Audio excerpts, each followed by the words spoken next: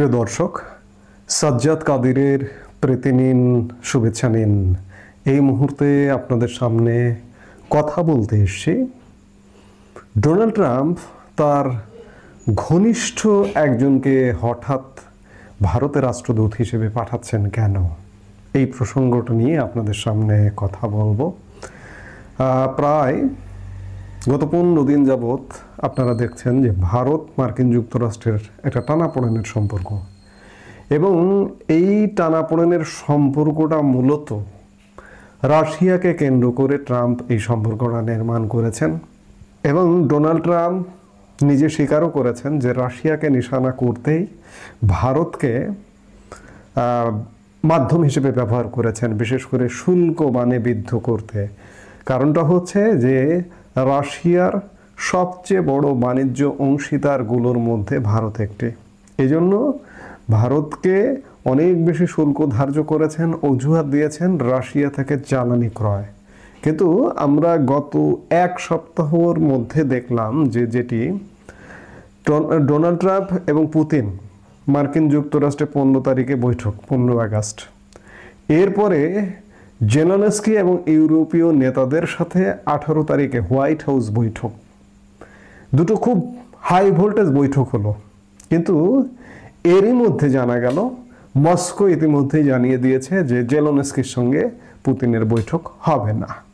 আবার Donald Trump পাল্টা জানিয়ে দিয়েছে যে 2 সপ্তাহের মধ্যে যুদ্ধবিরতি করতে হবে, না হলে বন্ধ করতে হবে, না হলে রাশিয়াকে নিষেধাজ্ঞা জারি করবে অথবা শুল্ক বাণে বিদ্ধ করবে।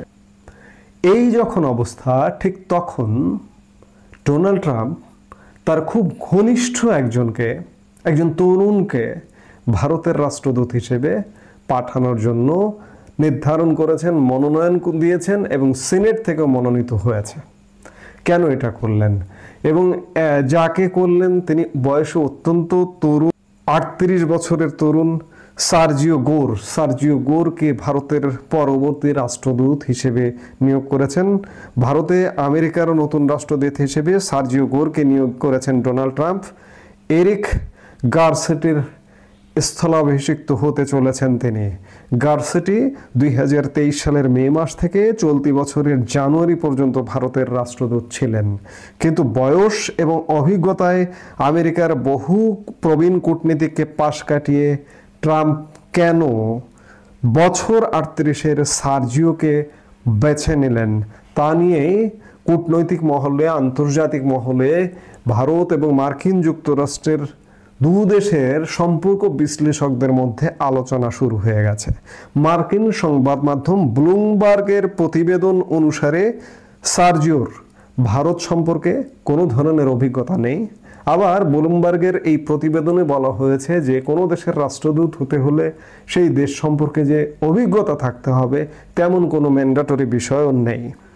অনেক ক্ষেত্রেই দেখা যায় মার্কিন যুক্তরাষ্ট্রের প্রধান যে দুটো রাজনৈতিক দল, ডেমোক্র্যাট এবং রিপাবলিকান, তাদের ঘনিষ্ঠ, এমনকি তাদের যারা ডোনার, সেই সব ঘনিষ্ঠ বন্ধুদের বিভিন্ন দেশে রাষ্ট্রদূতের পদ দিয়ে পুরস্কৃত করেন। যেমন ভারতের আমেরিকার প্রাক্তন রাষ্ট্রদূত গারসেটি লস অ্যাঞ্জেলেসের ডেমোক্র্যাট মেয়র ছিলেন।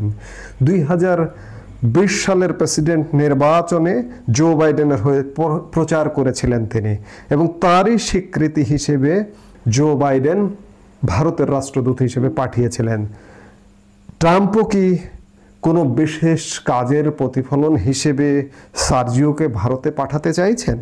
গত কয়েকদিন ধরেই শুল্ক নিয়ে ভারত এবং মার্কিন সম্পর্কের টানাপোড়েন চলছে। রাশিয়া থেকে অপরিশোধিত তেল আমদানি করার জন্য ইতিমধ্যেই ভারতীয় পণ্যে 50% শুল্ক আরোপ করা হয়েছে, এবং এটি মাত্র কয়েকদিন, এই 27 তারিখ থেকে কার্যকর হবার কথা রয়েছে।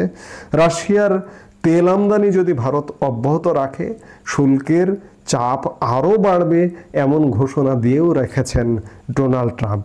আর এই আবহে মার্কিন যুক্তরাষ্ট্রের রাষ্ট্রদূত হিসেবে ডোনাল্ড ট্রাম্প এমন একজনকে বেছে নিলেন যিনি ডোনাল্ড ট্রাম্পের অত্যন্ত ঘনিষ্ঠ। এক মার্কিন সংবাদ মাধ্যম পলিটিকো একটি সূত্রে বরাত দিয়ে জানিয়েছে যে সম্পর্ক স্বাভাবিক করার বার্তা নিয়ে সার্জিও ভারতে যাচ্ছেন না, তাহলে কি কারণে আসছেন? এই প্রসঙ্গে অবহিত এক মার্কিন কর্মকর্তাকে উদ্ধৃত করেছে পলিটিকো। তিনি বলেছেন, নিজের ঘনিষ্ঠ সার্জিওকে পাঠিয়ে মোদি সরকারকে জোরালো বার্তা দিতে চাইছেন ট্রাম্প। একই সঙ্গে তার সংযোজন সার্জিও ভারতে আমেরিকার রাষ্ট্রদূত হওয়ার অর্থ নয়াদিল্লির সঙ্গে বাণিজ্যিক বোঝাপড়াকে গুরুত্ব দিয়েই দেখছে ট্রাম্প প্রশাসন। এক্ষেত্রে ট্রাম্পের বার্তা সরাসরি পৌঁছে যাবে নয়া রাষ্ট্রদূতের কাছে। নয়া রাষ্ট্রদূত এমন একজন ব্যক্তি যিনি ট্রাম্পের সঙ্গে সরাসরি যোগাযোগ বজায় রাখতে পারেন। শুক্রবার সমাজ মাধ্যমে ডোনাল্ড ট্রাম্প লেখেন, সার্জিও দারুণ বন্ধু, বহু বছর ধরে উনি আমার পাশে আছেন, আমার হয়ে নির্বাচনী প্রচারে ছিলেন, আমার বই প্রকাশ করেছেন, আমাদের আন্দোলনকে সমর্থন করে অনেক কাজ করেছেন। আমেরিকার জনগণের কাছ থেকে আমরা যে দায়িত্ব পেয়েছি তা বাস্তবায়নে সার্জিওর ভূমিকা অত্যন্ত গুরুত্বপূর্ণ। হোয়াইট হাউসের অন্যতম নীতি কৌশলী স্টিভ ব্যাননের মতে, সার্জিও দিন কিংবা রাত যে কোনো সময় যে কোনো প্রয়োজনে ট্রাম্পের কাছে যেতে পারেন। সার্জিওর নিয়োগকে স্বাগত জানিয়েছেন মার্কিন প্রেসিডেন্ট জেডি ভান্স। সমাজ মাধ্যমে তিনি লিখেছেন, আমরা ভারতে দারুণ একজন রাষ্ট্রদূতকে পাঠাতে চলেছি।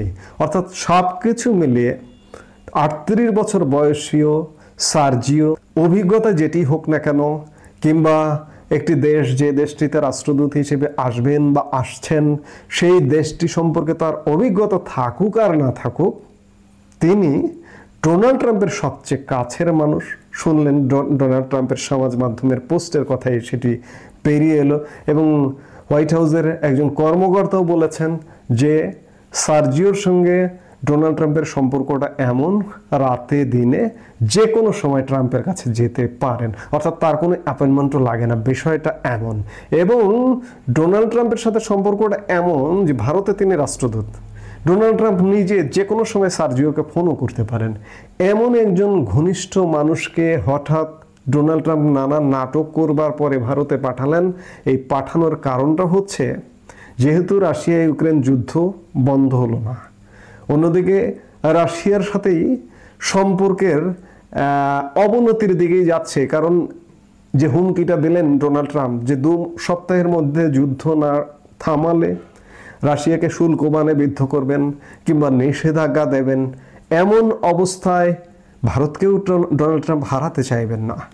এই মুহূর্তে ভারতের সাথে যে সম্পর্ক, যে তিক্ত সম্পর্ক, 50% শুল্কের সম্পর্কটাই বড় সম্পর্ক।